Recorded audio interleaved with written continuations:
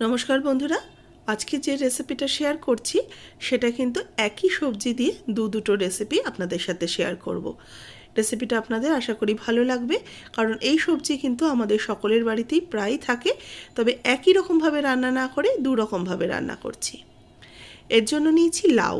দেখুন, একদিকে কেটে নিয়েছি লাউটাকে, যেরকমভাবে ছোট ছোট করে কুচি কুচি করে কাটে সেইভাবে লাউটা কেটে রেখেছি। আর কিছুটা অংশ লাউয়ের ওপরের দিকের, আমি যেহেতু সরু লম্বা লাউগুলো ব্যবহার করেছি, তার ওপরের দিকের অংশটাকে কিছুটা আমি গোটা রেখে দিয়েছি। প্রথমে একটা প্রেসার কুকারের মধ্যে দিয়ে দিচ্ছি কিছুটা ছোলার ডাল।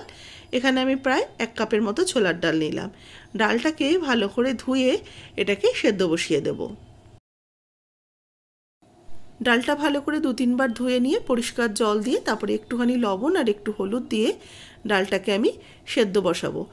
খুব একদম শক্ত শক্ত করে রাখবো না, আবার একদম গলে যাওয়া পর্যন্ত নরম করব না, মাঝামাঝি এটাকে নরম করে নেব। ডালটা এদিকে হুইসেল উঠতে থাকুক, আর এদিকে যে লাউয়ের অবশিষ্ট অংশটা রয়েছে এই অংশটাকে প্রথমে কেটে নেব। আপনারা আর একটু বেশি করতে চাইলে আর একটু বেশি লাউও রাখতে পারেন। আমার কাছে এই লাউটা কিন্তু খুব বেশি বড় ছিল না, সেই জন্য কিছুটা অংশ আমি কুচিয়ে কেটে রেখেছি আর কিছুটাকে এরকমভাবে রেখে দিয়েছি। এই লাউয়ের খোসাগুলোকে ছাড়িয়ে নিচ্ছি প্রথমে। লাউয়ের খোসাটাকে ছাড়িয়ে নেওয়ার পর ভালো করে একটু ধুয়ে নিয়ে তারপরে কিন্তু এই কুড়নি দিয়ে আমি কুড়ে নেব। একদম মিহি করেই কিন্তু কুড়তে হবে, তার জন্য ছোট দাঁড়ের কুড়নিটাই ব্যবহার করতে হবে। দেখুন, লাউটা কোড়ানো হয়ে গেছে। এবার এই লাউটাকে আমি রসটা চিপে নেব। লাউটাকে হাতের মধ্যে মুঠো করে নিয়ে একটুখানি চিপ দিলেই কিন্তু লাউয়ের রসটা বেরিয়ে যাবে, আর লাউটাকে আমি একটা বাটির মধ্যে রেখে দেব। এইভাবে আমি সমস্ত লাউগুলোকে ঠিক একইভাবে চিপে রসটাকে বার করে নিচ্ছি।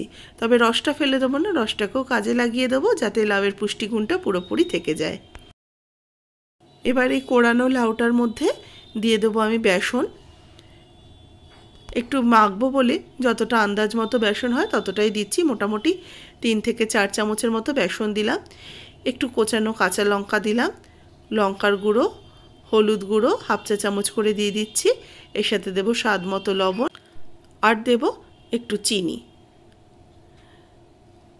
লাউ যেহেতু একটু মিষ্টি মিষ্টি রান্না করলে ভালো লাগে, সেই জন্য মাখার সময় একটু চিনি দিলাম। চাইলে আপনারা চিনিটাকে অফ করে দিতে পারেন। এবার ভালো করে এটাকে মেখে নেব। লাউতে কিন্তু এখনও বেশ পরিমাণ জল আছে, সেই কারণে মাখাটার সময় যদি একটু মনে হয় লুজ লাগছে তাহলে আরও একটু বেসন দিয়ে দেব। এই এক্সট্রা বেসনটা দেওয়ার পরও আবারও ভালো করে মেখে নিলাম। টাইট করে এটাকে মাখতে হবে। এবার কড়াইতে দিয়ে দিচ্ছি তেল। তেল ভালো করে গরম হয়ে গেলে এর মধ্যে একটা একটা করে বড়ার আকারে ভেজে নেব।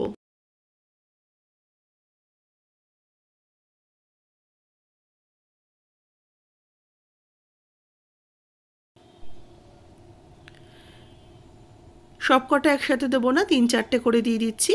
আমি এরকম হাতের মধ্যে দেখুন নিয়ে নিয়েছি, হাতের মধ্যে নিয়ে একটু চ্যাপটা করে এগুলোকে দিয়ে দিচ্ছি।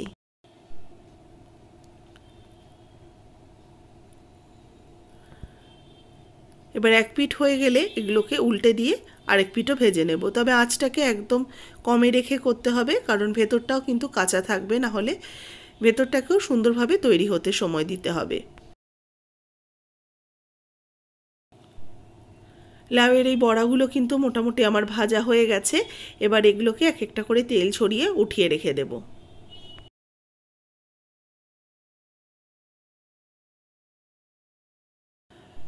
সব কটাই উঠিয়ে নেওয়ার পর পরেরগুলো আমি একইভাবে দিয়ে ভেজে নিচ্ছি। এগুলো এদিকে ভেজে উঠিয়ে নেব, ততক্ষণে একটা মশলার পেস্ট করে নেব।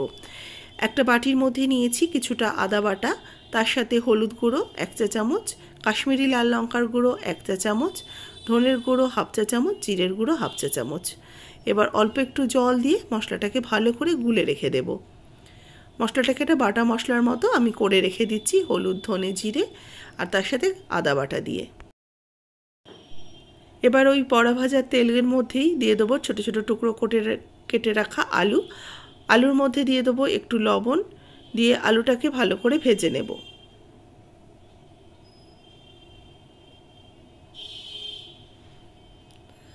আলুটাকে একটু লাল করে ভেজে তুলে রেখে দেব। আলু কিন্তু বেশ ভাজা হয়ে গেছে, এবার এগুলোকে তুলে রেখে দেব। এবার তেলের মধ্যে ফোড়ন দিয়ে দেবো একটু শুকনো লঙ্কা, একটু গোটা জিরে, আর এর সাথে দেবো একটু হিং।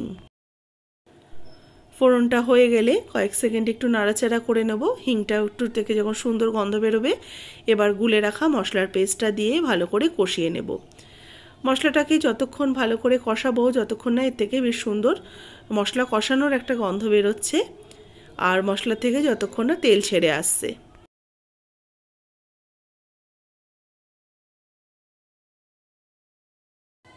দেখুন মশলাটা মোটামুটি ভালো করে কষানো হয়ে গেছে। এবার এর মধ্যে ভেজে রাখা আলুর টুকরোগুলো অ্যাড করে দিচ্ছি। আরও কিছুক্ষণ এটাকে কষিয়ে নেব আলুর সাথে মশলার সাথে। এবার এর মধ্যে দিয়ে দেবো জল। আমি এই যে লাউয়ের যে জলটা চিপে রেখেছিলাম সেই জলটাই কিন্তু এখন দিয়ে দিলাম। একদমই নষ্ট করবেন না। যদি এই সময় নাও দিতে ইচ্ছা করে তাহলে অন্য কোনোখানে আপনারা ওই লাউ চিপা জলটাকে ব্যবহার করে ফেলবেন। দেখুন এই জলটা দেওয়ার পরও মশলাটা খুব ভালো করে কষিয়ে নিয়েছি। এবার এর মধ্যে পর্যাপ্ত পরিমাণে জল দিয়ে দেবো। মশলার বাটিটা ধুয়ে একটু জল অ্যাড করে দিচ্ছি। ঝোলটা ভালো করে ফুটিয়ে নেব যতক্ষণ না আলু সেদ্ধ হচ্ছে ততক্ষণ। ঝোল ফোটানো হয়ে গেলে, আলু সেদ্ধ হয়ে গেলে তারপরে আমি কিন্তু বড়াগুলো অ্যাড করব। বড়া আগে দিলে কিন্তু ঝোলটা একদম টেনে নেবে, সেই কারণে বড়াগুলো সমস্ত ঝোল ফুটে ওঠার পর তারপরে অ্যাড করে মিনিট খানেক একটু হাই হিটে ফুটিয়ে নেব। ঝোলটা ফুটে উঠেছে, এবার এটাকে সার্ভ করে নেব। তৈরি হয়ে গেছে আমার লাউয়ের কোফতা কারি। সেকেন্ড রেসিপি করার জন্য যে ডালটা আমি সেদ্ধ করতে বসিয়েছিলাম, ছোলার ডাল, সেটাও কিন্তু মোটামুটি আমার সেদ্ধ হয়ে গেছে। এবার কড়াইতে আরও 1 চামচের মতো তেল দিয়ে দিলাম। তেল ভালো করে গরম হয়ে গেলে এতে তেজপাতা, শুকনো লঙ্কা আর গোটা জিরে ফোড়ন দিয়ে দেব।